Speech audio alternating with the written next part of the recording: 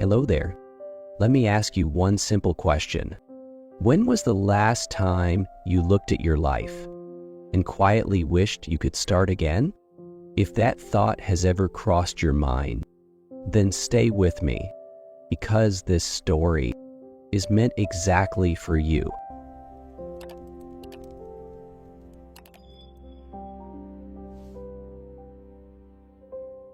Ethan was 27. He lived in a quiet coastal town in the West. Gray skies, cold wind, soft yellow streetlights after sunset. He had a job at a small tech company. He lived with his mom and his younger sister. He had a long-distance girlfriend. From the outside, his life looked fine, but inside, Ethan felt heavy, tired, stuck in a loop he didn't choose. One Friday night, he sat behind the house with his friend Noah. They talked about work, marriage, mortgages, everyone else moving forward. Then, suddenly, Ethan whispered, "I'm not happy with my life. I want to change. I want to break out of this version of me, but I don't know where to start." Noah stared at him and said, "Dude, you're doing okay." Ethan nodded, but in his heart he knew, "I'm not okay. I'm stuck." Over the next days, Ethan started noticing small pains he used to ignore. At home, his sister slammed the door every night. When she came back late, the sound shocked him awake. Frustration burned in him, but he said nothing. "It's stupid to complain," he told himself, but the anger stayed. It didn't disappear. It only hid. In his relationship, his girlfriend texted less, shorter messages, longer gaps, a colder tone. He felt the distance, but he lied to himself. She's busy. It's nothing. At work, the manager talked about AI tools. "We all need to learn this," he said. "AI will change everything." Ethan felt fear, a fear he didn't want to admit. What if I fall behind? What if I'm not good enough? But aloud, he joked, "AI is overrated," and closed every article. As soon as it mentioned the word, little by little, 3 corners of his life became dark. Home tension, relationship distance, career fear. He walked around these corners, pretending they didn't exist.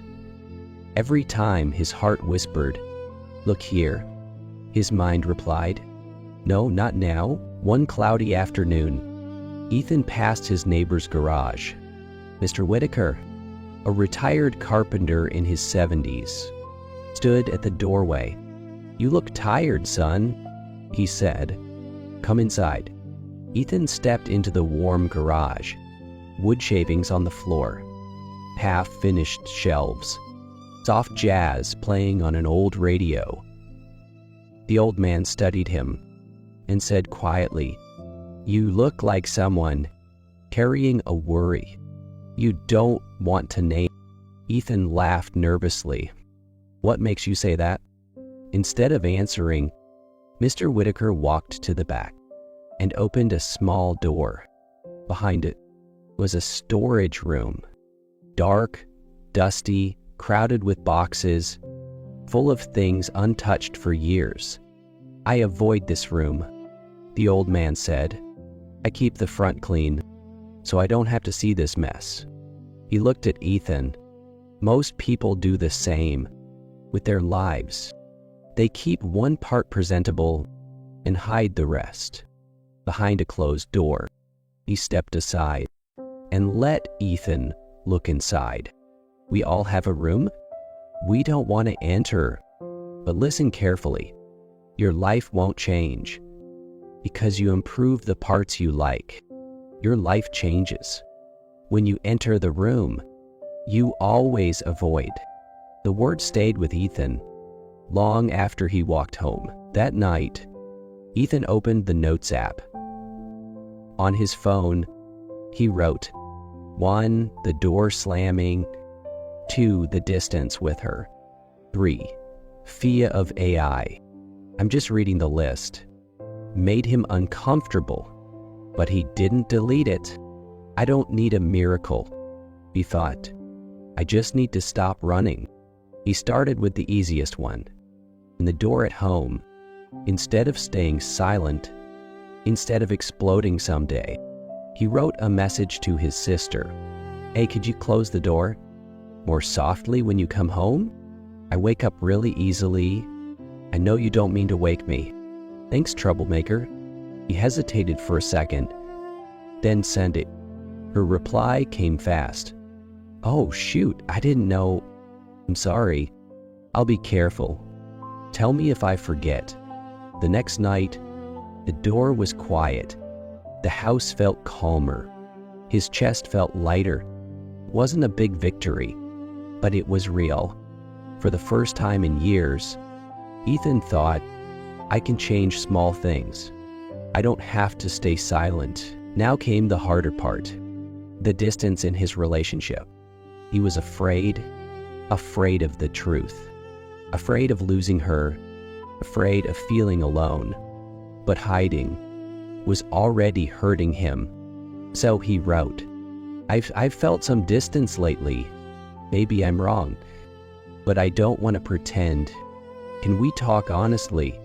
How about how we're doing? He stared at the message. His thumb trembled. Then he pressed send. That night, they talked for hours.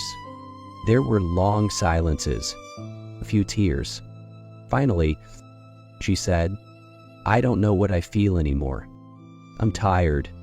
I'm unsure about us. They decided to end it, not in anger, not in blame, just honesty. Ethan walked by the ocean for many days, letting the cold wind his face. The sadness was real, but so was the relief. I didn't hide from this, he told himself. I faced it with honesty. Now only one thing was left. AI, his biggest fear. Before, he avoided it completely. Now he whispered, I'm not trying to outrun this. I just want to understand it. He made a rule, 20 minutes a day, just learning, just looking. The first day, he watched a simple explainer video. The second day, he tried a small AI tool to rewrite his code more cleanly. The third day, he asked a senior developer, how do you use AI without letting it replace you? Slowly, the monster in his mind began to shrink. 1 month later, his manager said, we need someone to test AI tools for the team. Anyone interested? Ethan felt fear, but also curiosity. He raised his hand. I can try. And in that moment, fear became possibility. Weeks passed. Ethan walked past Mr. Whitaker's garage again. This time, the small storage room was open. It wasn't spotless, but it was lighter, cleaner, more organized. Sunlight reached deeper inside. You cleaned it? Ethan smiled. A little, the old man said. Not in one day, but I started. I kept going. Ethan thought about his own life. He wasn't richer. He wasn't famous. But something inside him felt different. He handled small conflicts. He faced truth in love.